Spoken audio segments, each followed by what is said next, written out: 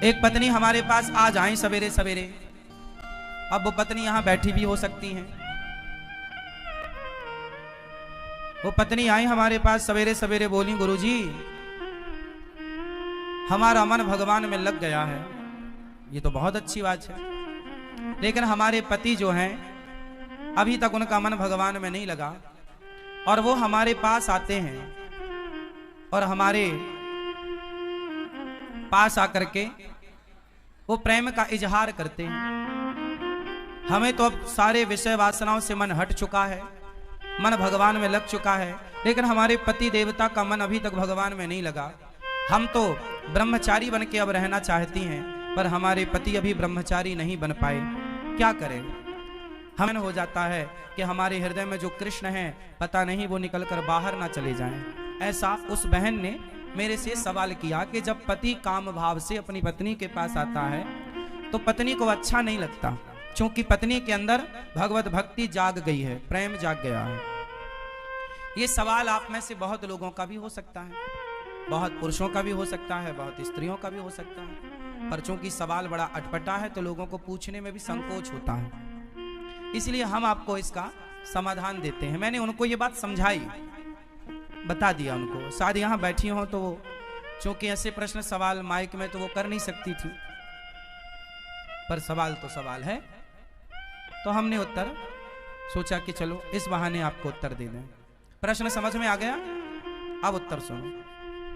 हमने उनसे बोला कि आपके पति, आप तो भक्ति में रम गई हो, बहुत अच्छी हो आप, कि आपके हृदय में कृष्ण विराज गए हैं, भक्ति विराज गई है, आपका दिन रात भगवत चिंतन में ही मन लग रहा, बहुत अच्छी बात है।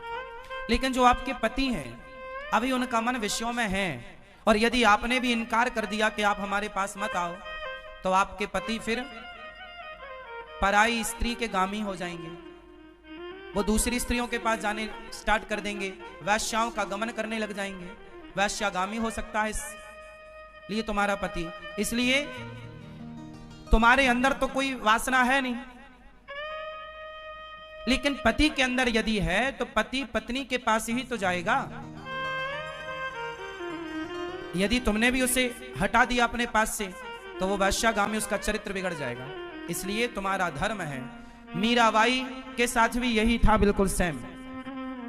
मीरा का विवाह बचपन में कृष्ण से हो गया था, मान लिया था उन्होंने पति कि मेरे तो पति गिरधर गोपाल हैं, लेकिन फिर भी उनके माँ बाप ने जबरदस्ती उनका विवाह भोजराज से कर दिया, जो राणा के बेटे हैं। तो भोजराज राणा के साथ उनका विवाह हुआ।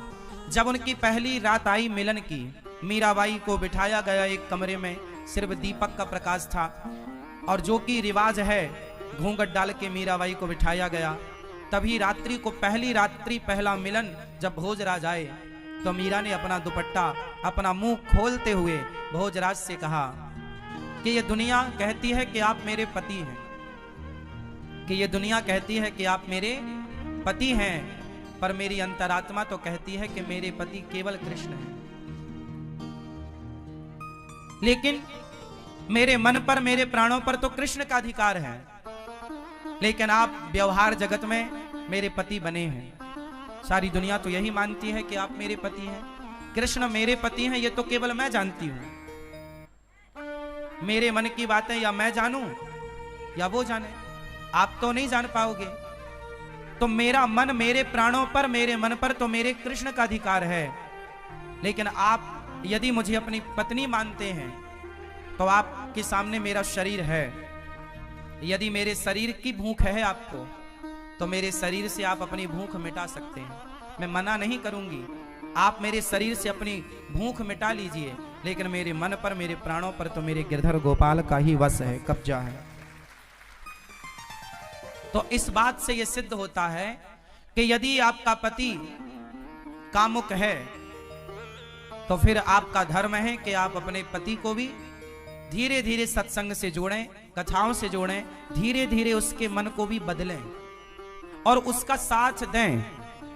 आप यदि सोचेंगी कि मैं तो भक्ति में रमी हूं, अब मेरे पति जो मेरे साथ रमण करेंगे तो वो गलत है, वो गलत नहीं है। आपका धर्म है कि आप अपने पति को खुश रखें, प्रसन्न रखें। धीरे धीरे उसे भी सत्संग से जोड़कर देखो, मन बदला जा सकता है, मन बदला जा सकता है। कैसे? सत्संग से।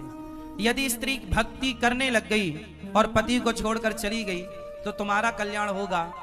तुम्हारा धर्म क्या है कि यदि तुम्हारे हृदय की शुद्धि हो गई है तो तुम अपने परिवार के सभी सदस्यों की, अपने पति की, अपने बच्चों की भी शुद्धि करो हृदय की, अपने भक्ति के प्रभाव से, अपने जप, अपने तप के प्रभाव से।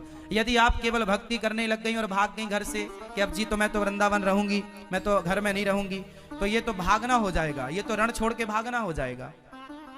फिर आपका धाम में आकर के वास करना, अपने पति को छोड़कर, अपने बच्चों को छोड़कर, ये आपका धर्म नहीं है। धर्म तो ये है कि पति और बच्चों के साथ रहकर जो प्रेम आपके भीतर जागा है वही प्रेम पति और पुत्र के भीतर जागा कर उनका भी कल्याण कीजिए और उनका साथ दीजिए। और ये पति पत्नी का अधिकार होता है एक दूसरे के लिए। उस अधिकार से ना पत्नी वंचित करे पति को, ना पति वंचित करे पत्नी को। पति पत्नी दोनों आप खुश हैं, ये बहुत अच्छी बात है। ना तो पत्नी पर पुरुषगामी बने, ना तो पति पर स्त्रीगामी बने। यदि कोई पुरुष पर स्त्रीगामी है, याद रखिएगा, बहुत स्पष्टता से समझिएगा, यदि कोई पुरुष पर स्त्रीगामी है और कोई स्त्री पर पुरुषगामी है तो आप ही बताइए दोषी कौन है? उत्तर दो। यदि आपका पति पर स्त्रीगामी है, मीन्स पर स्त्री के पास रहता है, तो इसका जिम्मेदार कौन है? कौन? कौन? यदि पति पर पुरुषगामी है, पर स्त्रीगामी है, तो जिम्मेदार कौन है? और स्त्री यदि पर पुरुषगामी होगी तो जिम्मेदार कौन है? पति पत्नी ही जिम्मेदार है। इसलिए गृहस्थ जीवन में पत्नी का धर्म है। पत्नी को मोहिनी कहा जाता है। पत्नी को क्या बोला जाता है? भगवान नारायण ने 24 अवतारों में एक अवतार कौन सा लिया?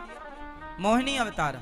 स्त्री, इसलिए हमारे भारत में श्रृंगार होता है। श्रृंगार किसका होता है? स्त्री का होता है, पुरुष का नहीं होता।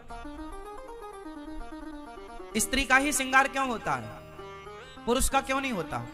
16 श्रृंगार स्त्री का है तो 8 संस्कार पुरुष को भी होते कि भाई तू भी कुछ लिपस्टिक लगा, तू भी कुछ तो कर। सारा श्रृंगार का स्त्रियों के पास से पूरा कार्य। पायल भी वही पहने, चूड़ी भी वही पहने, मंगलसूत्र भी वही पहने, बिछिया भी वही पहने, बिंदिया भी वही पहने, मांग भी वही भरे, काजल भी वही लगाएं। पुरुष के पास श्रृंगार नहीं है कुछ भी। हाँ या ना? बताओ स्त्रियों को श्रृंगार क्यों दिया गया? ताकि स्त्रियां उस श्रृंगार से सुंदर दिखें और उस सुंदरता से वो केवल अपने पति को रिझाएं, सिर्फ अपने पति को रिझाएं। मोहिनी है ना, पति को मोहित, इतना मोहित करो अपने पति को कि आपका पति पर स्त्रीगामी ना बनने पावे। यदि तुम्हारा पति पर स्त्रीगामी बन गया तो तुमने ठीक से श्रृंगार नहीं किया। लेकिन आजकल श्रृंगार होता तो है जमाने के लिए, पति के लिए तो कुछ नहीं है। इसलिए पड़ोसनों को रोज, इसलिए जेठालाल दया को नहीं बबीता को ज्यादा देखता है। हाँ।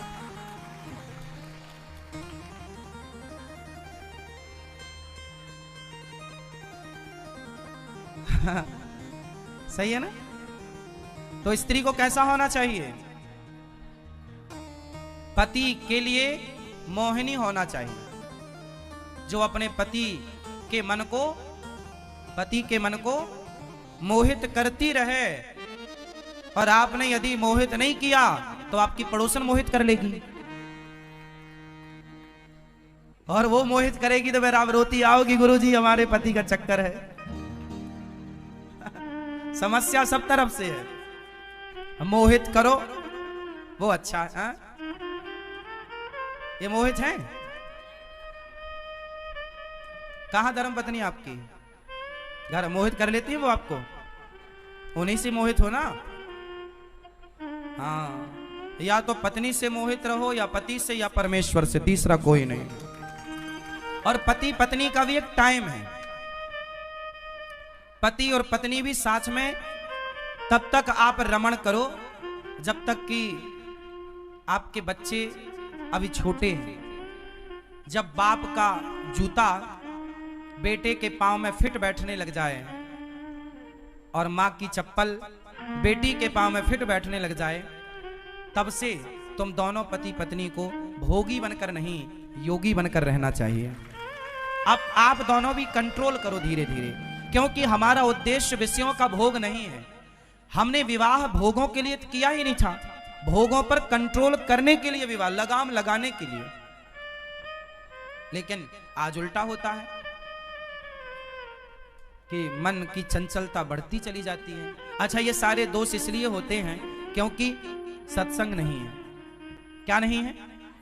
सत्संग। और सत्संग ना होने से बिनु सत्संग विवेक ना होई, और राम कृपा बिनु सुलभ ना सोई। सत्संग की जरूरत है। हमें बहुत मन से असंतुष्टि होती है जब हमारे पति हमारे पास काम भाव लेकर आते हैं।